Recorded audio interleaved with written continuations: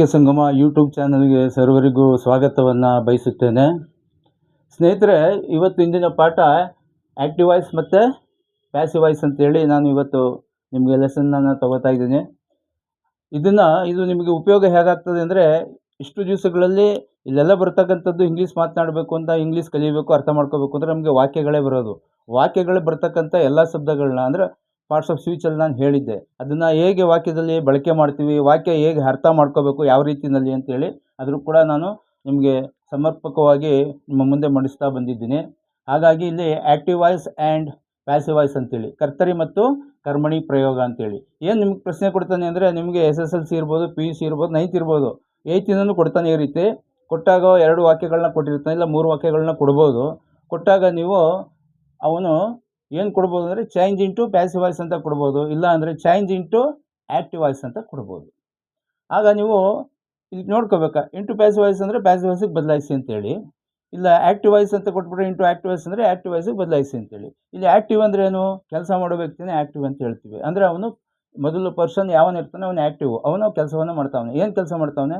Loves ಯಾರನ್ನು? ಗಂಗಾ ಎಂಬ ವ್ಯಕ್ತಿಯನ್ನು ಅವನು ತುಂಬ ಪ್ರೀತಿಸ್ತಾನೆ, ಅವನ ಮೇಲೆ ತುಂಬ ಆಸೆ ಇಟ್ಕೊಂಡವನೇನೋ ಅರ್ಥ ಆಗ್ತದೆ ಕನ್ನಡದಲ್ಲಿ. ನಾನು ಕನ್ನಡದಲ್ಲಿ ಬರೆಯೋಕ್ಕೆ ಹೋಗಲ್ಲ, ನಾನು ಹೇಳ್ತಾ ಇರೋದನ್ನೇ ನೀವು ಬರ್ಕೊಳ್ಳಿ.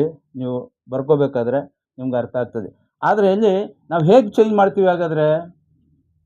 ಕಿರಣ್ ಲವ್ಸ್ ಗಂಗಾ. ಈಗ ನೀವೇನು ಮಾಡಬೇಕು, ಇಲ್ಲಿ ಈ ರೀತಿ 2 ಗೀಟ್ ಹಾಕ್ಕೊಳ್ಳಿ. ಇಲ್ಲಿ ಏನಕ್ಕೆ ಗೀಟ್ ಹಾಕಿದ್ದೀವಿ ಅಂದರೆ, ಏನು ಕ್ರಿಯಾಪದ ಉಳಿಸ್ಕೊಂಡಿದ್ವಿ, ಆ ಕಡೆ ಈ ಕಡೆ ಬಿಟ್ಟಿದ್ದೀವಿ. ಇದು 1, ಇದು 2. 2 1 ಜಾಗಕ್ಕೆ ತಗೊಬನ್ನಿ, 1 2 ಜಾಗಕ್ಕೆ ತೊಗೊಂಡೋಗಿ. ಹೇಗೆ? ಇಲ್ಲಿ ನೋಡಿ, ಇವಾಗ ಪ್ಯಾಸಿವ್ ವಾಯ್ಸ್ ಅಂತೇಳಿ ಪಿ ಅಂತ ಹೇಳಿದ್ದೀನಿ. ಇಲ್ಲಿ ಗಂಗನನ್ನು ಇಲ್ಲಿ ಇಳಿಸ್ಕೊತಾ ಇದ್ದೀನಿ. ಗಂಗಾ ಲವ್ಸ್ ಇದೆ. ಲವ್ಸ್ ಅಂದಮೇಲೆ ಈ ಕಿರಣ್ ಏಕವಚನದಲ್ಲಿರೋದ್ರಿಂದ 3rd ಪರ್ಸನ್ ಆದ್ದರಿಂದ ಲವ್ಸ್ ಅಂತ ಆಗಿದೆ ಅಷ್ಟೇ, ಅದು ವರ್ತಮಾನ ಕಾಲದಲ್ಲಿದೆ ಅಂತೇಳಿ. ಅಲ್ಲಿಗೆ ನೀವೇನು ಮಾಡಬೇಕು, ಲವ್ಸ್ಗೆ ನಾವು ಗಂಗಾ ಅನ್ನೋವನು 3ನೇ ವ್ಯಕ್ತಿ ಆದ್ದರಿಂದ ನಮಗೆ ಇಲ್ಲಿ ಸಹಾಯಕ ಕ್ರಿಯಾಪದ ಬೇಕು. 3rd ಪರ್ಸನ್ ಬಂದಾಗ ಏನು ತೊಗೋತಾ ಇದ್ವಿ ನಾವು? ಪ್ರೆಸೆಂಟ್ ಟೆನ್ಸಲ್ಲಿ ಇದ್ದಾಗ ಇಸ್ಸನ್ನು ತೊಗೋತಾ ಇದ್ವಿ, ಐ ಇದ್ದರೆ ಯಾಮ್ ತೊಗೋತಾ ಇದ್ವಿ, ಇವು ಇದ್ದರೆ ಆರ್ ತೊಗೋತಾ ಇದ್ವಿ. ಈಗ 3ನೇ ವ್ಯಕ್ತಿ ಇರೋದ್ರಿಂದ ನಾವು ಇಸ್ ಎಂಬ ಪದವನ್ನು ನಾವಿಲ್ಲಿ ತರಬೇಕು. ಇದನ್ನು ನಾವೇನು ಮಾಡಬೇಕು, ಇದು ವರ್ತಮಾನವನ್ನೇ ಸೂಚಿಸ್ತದೆ ಇಸ್ ಅನ್ನೋದು. ಈ ಲವ್ ಅಂತ ಇರೋದನ್ನ ಲೌಡ್ ಮಾಡೋದಷ್ಟೆ. ಆವಾಗ ಇಲ್ಲಿ ಬೈ ಎಂಬ ಒಂದು ಪ್ರಿಪೋಸಿಷನ್ನ ಇಂದ ಎಂಬ ಅರ್ಥಕ್ಕೆ ನಾವು ಇಲ್ಲಿ ತಗೊಂಡ್ರೆ, ಈ ವ್ಯಕ್ತಿ ಇಲ್ಲಿ ಬಂದಿದ್ದಾನೆ, ಈ ವ್ಯಕ್ತಿ ಇಲ್ಲಿ ಹೋಗ್ತಾನೆ ಅಷ್ಟೇ. ಕಿರಣ್ ಗೊತ್ತಾಯ್ತಲ್ಲ? ಇದರ ಅರ್ಥ ಏನಾಯಿತು ಹಾಗಾದರೆ? ಕಿರಣ್ ಲವ್ಸ್ ಗಂಗಾ, ಕಿರಣ್ ಗಂಗನನ್ನು ಪ್ರೀತಿಸ್ತಾನೆ. ಇಲ್ಲೇನಾಗ್ತದೆ? Ganga is loved by Kiran. Kiran ಎಂಬ ವ್ಯಕ್ತಿಯಿಂದ ಇಲ್ಲಿ ಗಂಗಾ ಎಂಬ ವ್ಯಕ್ತಿ ಏನು ಮಾಡ್ತಾನೆ? ಪ್ರೀತಿಸಲ್ಪಡುತ್ತಾನೆ ಎಂಬ ಅರ್ಥ ಬರ್ತದೆ. ಅದರಲ್ಲಿ ಪ್ಯಾಸಿವ್ ವಾಯ್ಸ್ನಲ್ಲಿ. ಆ್ಯಕ್ಟಿವ್ ವಾಯ್ಸಿಂದ ಆದಂಥ ಬದಲಾವಣೆ ನಿಮಗಿಲ್ಲಿ ಗೊತ್ತಾಯಿತು. ಅದೇ ರೀತಿ ನಾವು 2ನೇ ವಾಕ್ಯವನ್ನು ಮತ್ತೆ ನಾವು ತಗೊಳ್ಳೋಣ, ನೋಡೋಣ 2ನೇ ವಾಕ್ಯ ಯಾವುದು ಇರಬಹುದು ಎಂಬುದಾಗಿ.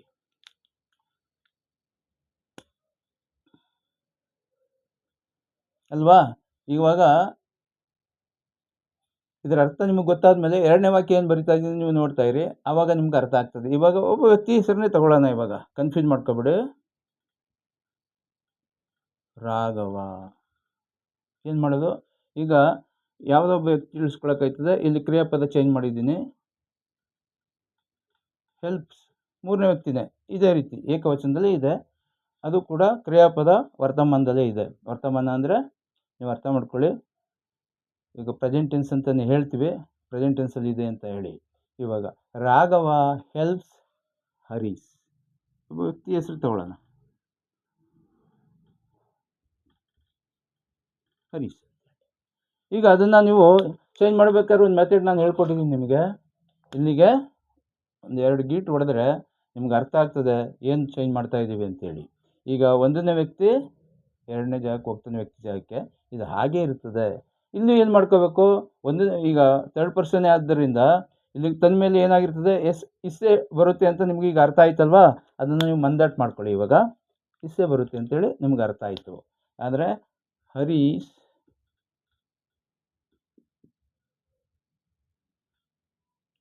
ಏನು ಬರಬೇಕು? ಇಷ್ಟು ಬರಬೇಕಷ್ಟೆ. ಏನಾಯ್ತು ಇಲ್ಲಿ? ಭೂತಕಾಲಕ್ಕೆ ಚೇಂಜ್ ಮಾಡಿಬಿಡಿ. ಹೆಲ್ಪ್ ಬೈನ ಇಲ್ಲಿಗೆ ತಗೊಬನ್ನಿ. ಇಂದ ಎಂಬ ಅರ್ಥ ಆಯಿತು. ಇಲ್ಲಿದ್ದವನು ಯಾರೋ?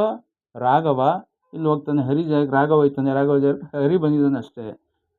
ಇದು ಸುಲಭವಾದ ಮೆಥಡ್ ಅಲ್ವಾ? ಪ್ಯಾಸಿವ್ ವಾಯ್ಸ್ ಅಂದರೆ ಏನು ಅಂತ, ಆ್ಯಕ್ಟಿವ್ ವಾಯ್ಸ್ ಅಂದರೆ ಏನು ಅಂತ ಗೊತ್ತಾಯ್ತಲ್ವಾ? ಹಾಗಾದ್ಮೇಲೆ ನಾವು ಇದನ್ನು ಹೇಗೆ ಅರ್ಥ ಮಾಡ್ಕೋತೀರಾ? ರಾಘವ ಹೆಲ್ಪ್ಸ್ ಹರೀಶ್. ರಾಘವ ಹರಿಗೆ ಸಹಾಯ ಮಾಡುತ್ತಾನೆ ಎಂಬ ಅರ್ಥದಲ್ಲಿದೆ ವರ್ತಮಾನದಲ್ಲಿ. ಇದು Harish is helped by Raghava. ರಾಘವನಿಂದ ಸಹಾಯವನ್ನು ಪಡೆಯಲ್ಪಡುತ್ತಾನೆ ಯಾರು? ಹರೀಶ್ ಎಂಬವ. ಹೌದಲ್ವಾ? ಈಗ ನಾವು ಮೂರನೇ ವಾಕ್ಯವನ್ನು ನಾವು ತಗೊಳ್ಳೋಣ. ಹೇಗಿದೆ ನೋಡೋಣ. ಮೂರನೇ ವಾಕ್ಯ ಯಾವ ಕಾಲ ನೋಡ್ಕೊಂಬಿಡಿ. ಈಗ P1 ಎಂಬ ವ್ಯಕ್ತಿಯನ್ನು ನಾನು ತಗೊಂಡಿದ್ದೀನಿ. ದ P1 ಯಾವ ಕಾಲದಲ್ಲಿದೆ ನೋಡೋಣ. ಓಪನ್ಡ್, ಯಾವುದಾದ್ರು ಓಪನ್ ಮಾಡ್ಬೋದು. ಫೈಲ್ ಓಪನ್ ಮಾಡ್ಬೋದು, ಇಲ್ಲ ವಿಂಡೋ ಓಪನ್ ಮಾಡ್ಬೋದು, ಇಲ್ಲ ಗೇಟ್ ಓಪನ್ ಮಾಡ್ಬೋದು, ಡೋರ್ ಓಪನ್ ಮಾಡ್ಬೋದು. ದ P1 ಓಪನ್ಡ್ ಗೇಟ್ ಅಂತ ಇದೆ ಅಂದ್ಕೊಳ್ಳಿ. ಈಗ ನೀವು ಇದನ್ನು ಬದಲಾವಣೆಯನ್ನು ಮಾಡಬೇಕು. ಹೇಗೆ ಬದಲಾವಣೆ ಮಾಡ್ತೀರಾ ನೋಡೋಣ. ಈಗ ನೀವು ಉಳಿಸ್ಕೋಬೇಕಾಗಿರೋದೇನು? ಕ್ರಿಯಾಪದವನ್ನು ಹಾಗೆ ಉಳಿಸ್ಕೊಳ್ಳಿ. ಕ್ರಿಯಾಪದವನ್ನು ಹಾಗೆ ಉಳಿಸ್ಕೊಂಡ್ಮೇಲೆ ಇಲ್ಲೇನಾಯಿತು? ನಾವು ತರಬೇಕಾದ್ದು ಗೇಟ್ ಜಾಗಕ್ಕೆ P1 ಹೋಗ್ತಾನೆ, P1 ಜಾಗಕ್ಕೆ ಗೇಟ್ ಬರುತ್ತೆ. ಇಲ್ಲಿ ಒಂದು ಚೇಂಜ್ ಮಾಡಿ ಅಷ್ಟೇ. ಈಗ ಇಲ್ಲೇನಾಗ್ತದೆ ನೋಡಿ, ಪ್ಯಾಸಿವ್ ವಾಯ್ಸ್ನಲ್ಲಿ ಇದು ಆ್ಯಕ್ಟಿವ್ ವಾಯ್ಸು, ಇದು ಪ್ಯಾಸಿವ್ ವಾಯ್ಸು, ಇದು ಆ್ಯಕ್ಟಿವ್ ವಾಯ್ಸು, ಇದು ಪ್ಯಾಸಿವ್ ವಾಯ್ಸು, ಇದು ಆ್ಯಕ್ಟಿವ್ ವಾಯ್ಸು, ಇದು ಪ್ಯಾಸಿವ್ ವಾಯ್ಸು. ಈಗ ದ ಗೇಟ್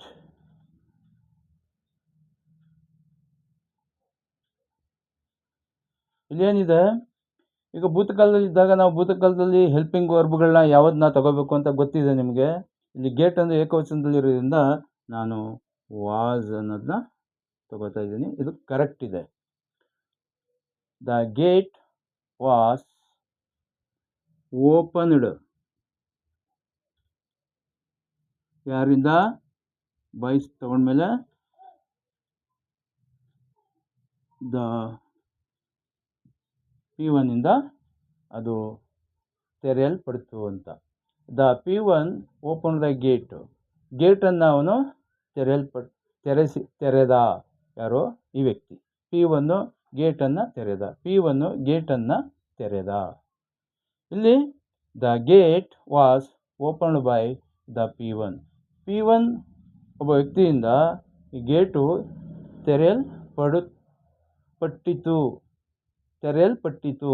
ಇಲ್ಲಿ ಪಡುತ್ತದೆ ಅಂತ ಆಗ್ತದೆ ವರ್ತಮಾನದಲ್ಲಿ ಬಂದರೆ. ಭೂತಕಾಲಕ್ಕೆ ಬಂದಾಗ ಪಟ್ಟಿತು ಅಂದರೆ ಕ್ರಿಯೆಯಲ್ಲಿ ಮುಗಿದಿದೆ ಎಂಬ ಅರ್ಥವನ್ನು ಅಲ್ಲಿ ತೋರಿಸ್ತಾ ಇದೆ ಅಂತ ಹೇಳಿ ನಾವು ಅರ್ಥ ಮಾಡ್ಕೋಬೋದು. ಈಗ ಇನ್ನೂ ಒಂದು ವಾಕ್ಯಗಳನ್ನ ಮಾಡೋಣ, ನೋಡೋಣ. ಇನ್ನೊಂದು 2-3 ವಾಕ್ಯ ಮಾಡೋಣ. ಏನು ಮಾಡೋದು ನೋಡೋಣ. ಸಮ್ ಬಾಯ್ಸ್, ಯಾರು ಇರ್ಬೋದು, ಮಕ್ಕಳೇ ಇರ್ಬೋದು, ಯಾವುದೋ ಹುಡುಗರು ಇರ್ಬೋದು ಅಂದ್ಕೊಳ್ಳೋಣ. ಇಲ್ಲಿ ಬಾಯ್ ಅಂದರೆ ಏಕವಚನ, ಬಾಯ್ಸ್ ಅಂದಮೇಲೆ ಏನಾಯಿತು? ಇಲ್ಲಿ ಬಹುವಚನ ಆಯಿತು. ಅಂದಮೇಲೆ ನಾನು ಅದಕ್ಕೆ ವರ್ ತಗೊಂಡಿದ್ದೀನಿ. ಈಗ ವಾಸ್ ಏಕವಚನವನ್ನು ಸೂಚಿಸ್ತದೆ ಭೂತಕಾಲದಲ್ಲಿ. ಇಲ್ಲಿ ಬಹುವಚನ ಇರೋದ್ರಿಂದ ವರ್ ಭೂತಕಾಲದಲ್ಲಿದೆ. ಅದು ಈ ವ್ಯಕ್ತಿಗಳು ಬಹುವಚನದಲ್ಲಿ ಇರೋದ್ರಿಂದ ಸಿಂಗ್ಯುಲರ್ಲಿ ಇಲ್ಲ, ಅದಕ್ಕೋಸ್ಕರ ವರ್ ಅನ್ನೋದು ಬಹುವಚನವನ್ನೇ ಸೂಚಿಸ್ತದೆ. ಸಮ್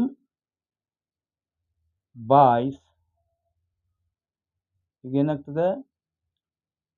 ಸಮ್ ಬಾಯ್ಸ್ ವರ್ ತಗೊಂಡ್ಮೇಲೆ ಏನಾಗಿದೆ ಇಲ್ಲಿ ನೋಡಬೇಕು. ಇವಾಗ ನೀವು ಹೆಲ್ಪ್ನೇ ತಗೊಂಡಿದ್ದೀನಿ.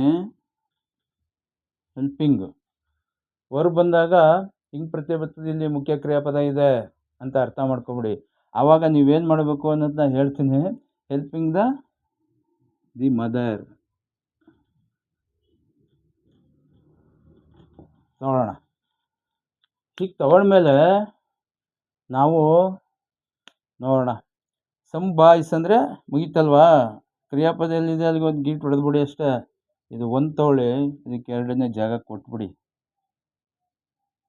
ಇಲ್ಲಿಗೆ ಕ್ರಿಯಾಪದ ಏನಿದೆ ವರ್ಬ್ ಮತ್ತು ಹೆಲ್ಪಿಂಗು ಅದು ಕ್ರಿಯಾಪದ, ಇದು ಎರಡು ಜಾಗ ಕೊಟ್ಬಿಡಿ. ಇದಕ್ಕೆ ಈ ಎರಡನೇ ವ್ಯಕ್ತಿ ಏನಿದೆ ಇಲ್ಲಿ ಬರಲಿ, ಈ ವ್ಯಕ್ತಿ ಅಲ್ಲಿ ಹೋಗ್ತಾರೆ ಅಷ್ಟೇ. ಮೆಥಡ್ ಒಂದೇ.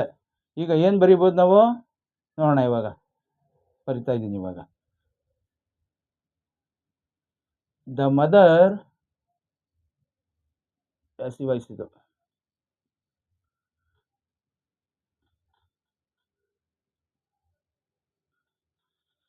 ದ ಮದರ್ ಏನಿದೆ ಇವಾಗ ಏಕವಚನದಲ್ಲಿರೋದ್ರಿಂದ ಇಲ್ಲಿ ಬಹುವಚನದಲ್ಲಿ ಹುಡುಗರಿದ್ರು. ಮದರ್ ಇಲ್ಲಿಗೆ ಬಂದಮೇಲೆ ಏಕವಚನ ಆದಮೇಲೆ ನಾವೇನು ತಗೋಬೇಕು? ವಾಸ್ ತಗೋಬೇಕು. ಇದನ್ನ ನಾವು ಇಳಿಸ್ಕೊಳಗಿಲ್ಲ, ಯಾಕೆಂದರೆ ಮದರ್ ಈ ಕಡೆ ಬಂದಮೇಲೆ. ದ ಮದರ್ ವಾಸ್ ಇಲ್ಲೇನು ಮಾಡಬೇಕು? ಇಂಗ್ ಪ್ರತ್ಯಯ ಇರೋದ್ರಿಂದ ನಾವು ಬೀಯಿಂಗ್ ಅಂತ ತಗೋಬೇಕು. ವಾಸ್ ಬೀಯಿಂಗ್ ಭೂತಕಾಲ ಇದೆ ಇಲ್ಲಿ ವರ್ ಅನ್ನೋದು, ಅದಕ್ಕೆ ನಾವು ಇಷ್ಟಿದ್ದು ಆ ರೀತಿ ಇದ್ದರೆ ನಾವೇನು ತಗೋಬೋದಾಗಿತ್ತು ಅನ್ನೋದು ನೀವು ಅರ್ಥ ಮಾಡ್ಕೊಳ್ಳಿ. ಇವಾಗ ಇಲ್ಲಿರೋದ್ರಿಂದ ಬೀಯಿಂಗ್ ತೊಗೊಂಡಿದ್ವಿ, ಇಲ್ಲಿ ಕಂಟಿನ್ಯೂಸ್ ಅಲ್ಲಿ ಇದೆ, ಅದರಿಂದ ನಾವು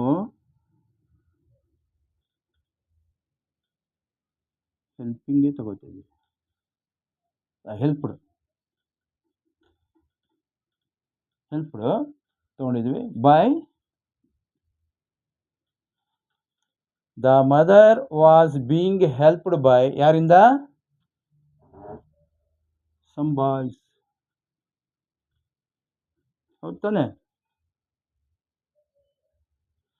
ಈಗ ನಿಮ್ಗೆ ಅರ್ಥ ಆಗಿದೆ ಅಂತ ನಾನು ಇಂದಿನ ಪಾಠವನ್ನು ನಾನು ಅಂದ್ಕೊಂಡಿದ್ದೀನಿ.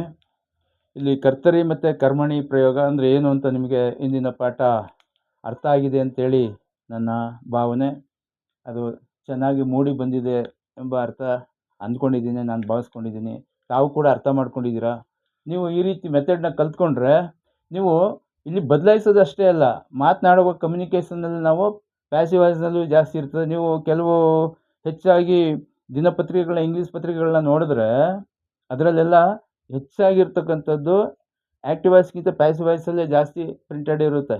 ಓದುವಾಗ ನೀವು ಅರ್ಥ ಮಾಡ್ಕೋಬೋದು ಈ ರೀತಿ. ಅದಕ್ಕೋಸ್ಕರ ನಿಮಗೆ ಇಂದಿನ ಪಾಠ ಅರ್ಥ ಆಗಿದೆ ಅಂತ ಹೇಳಿ ನಾನು ಇವತ್ತಿನ ಪಾಠವನ್ನು ಮುಗಿಸ್ತಾ ಇದ್ದೀನಿ.